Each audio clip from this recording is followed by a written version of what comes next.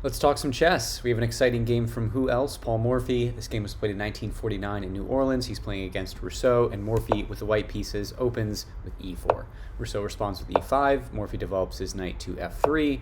Rousseau symmetrically develops his knight to c6, and Morphy goes for the Italian game, puts his bishop on c4. Here, Rousseau goes for a gambit, which I presumed is named after him, the Rousseau gambit.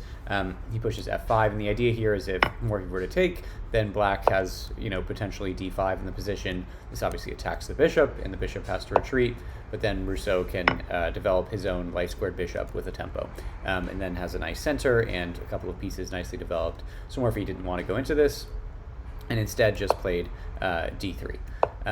Rousseau gets his other knight out, puts his knight on f6. The problem with this move is that Rousseau previously had some nice control of this diagonal with the queen, and putting the knight on this square, putting a knight on the f6 square actually blocks this, and we're going to see why that's an issue in a second. So Morphy castles kingside. Kind of early for maybe Morphy to usually castle. He still has two pieces undeveloped, but a big theme of this game is going to be king safety. Rousseau's king is not going to be very safe. He's going to be stuck in the middle, and Morphy's king is very safe with 3 pawns and a rook to defend it. Here Rousseau makes a mistake and plays d6. The problem is that this allows knight to g5. And now we have something that sort of looks like the fried liver or the chicken liver attack, where the bishop and the knight are both kind of zeroing in on this f7 square. You could either, let's say black just makes a silly move, you put the bishop on f7, this checks the king, and the king has to move and lose castling privileges, or more likely you put the knight on f7 and then you're forking the queen and the rook. So this is a problem. Rousseau could have maybe avoided this by playing h6. Another idea, I mentioned how the knight blocks the queen from the defense of the g5 square. The queen alone can't defend the square because Morphy's bishop is also on that square. But maybe if Rousseau had developed his dark squared bishop instead, this wouldn't have happened. So, anyways, all that said, Morphy now has this kind of scary dual threat on f7, and Rousseau does all he can, which is push d5.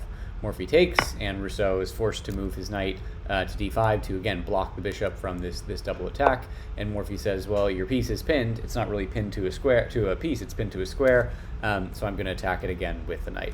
And now the black knight is not defended well enough. It's only defended by the queen, so Rousseau plays knight to e7, and again, just in the past move, Morphy was able to develop a knight with tempo, and Rousseau is not, he doesn't have time to develop. He's forced to maneuver a piece in the defense of this knight. So Morphy's getting his pieces out while Rousseau is scrambling in defense. Morphy does the same exact thing. He develops the queen to f3 and adds another attacker on this knight, and Rousseau plays kind of the obvious move here, which is c6, finally adding a third defender to the knight. And this is where Morphy played kind of the surprising move of the game, not the move recommended by the engine, but an awesome move nonetheless. So take a second and see if you can figure out what Morphy played here. Okay, props to you if you saw knight, the c3 knight to e4. This is a crazy looking move because obviously the pawn can just take this knight.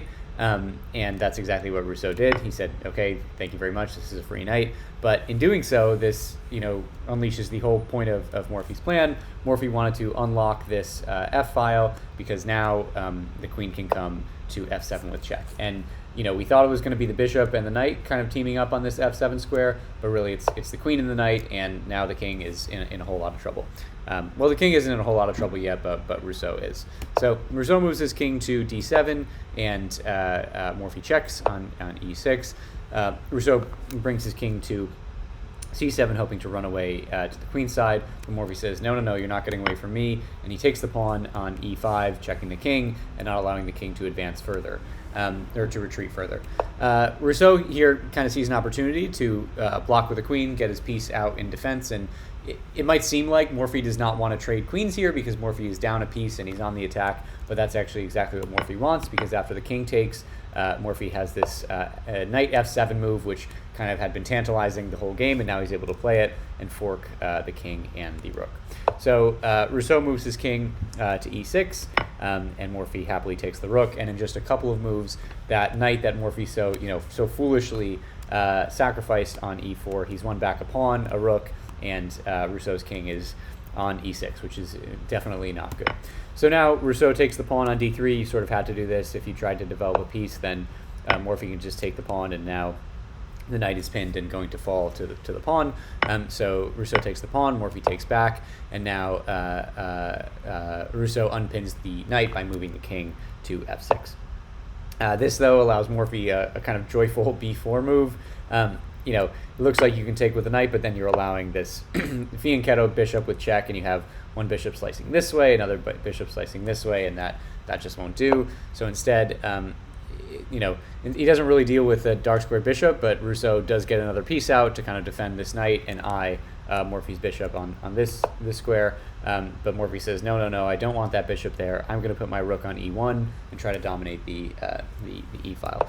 Rousseau tucks away his bishop on g8, but now Morphy can finally go ahead with his plan of fianchettoing this bishop on b2, and this is a nice long check for the king, and the king is sneakily running out of squares. The rook is taking up the e file, the knight is taking away the f7 square and the g6 square, so Rousseau has to move his king up the board to g5. This allows for a beautiful rook lift, rook to g5 with check, and Rousseau tries to retreat back with king to h6, but then this allows this nasty bishop to move back to c1, delivering check, and now there are really not a lot of squares to go to. In fact, there are no squares to go to because the rook is taking away the 5th rank, the bishop is checking the king, and the knight, which, you know, sometimes the knight will take the rook and just wait to be captured, but this knight actually has been a pivotal part of the attack. It's taking away the g6 square for the king. So the only move here, unless you want to give your knight away on e3, which is ill-advised, the only move that makes sense is g5, but now Morphy can just take the pawn with the rook, and the game in this position is pretty much over, and that makes sense because this is, you know, it's theoretically over and actually over because this is where Rousseau resigned.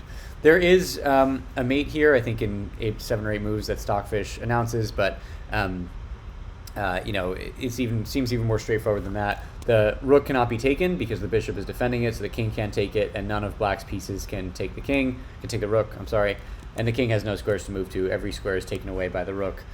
So, you know, whatever you play, if you try to get your bishop into the game, you know, the rook is going to take a piece, and you have a discovered check, and it's just a piece for free, and the king is already in trouble as it is. You know, there's not many squares they can move. You know, I think the only square it can really go to is g7, and the attack will just continue. And so Rousseau's like, I've had enough after this. I don't want to walk into any discovered checks or an eventual checkmate, and resign. So a really fun game. Morphy had a crazy kind of knight sacrifice, but got his king to safety, and you can see at the end of this game in the final position, Morphy's king super safe on g1 with 3 pawns in front of it. Rousseau's king way out in the open, obviously where you don't want to be. So thanks so much for watching, and we'll see you next time.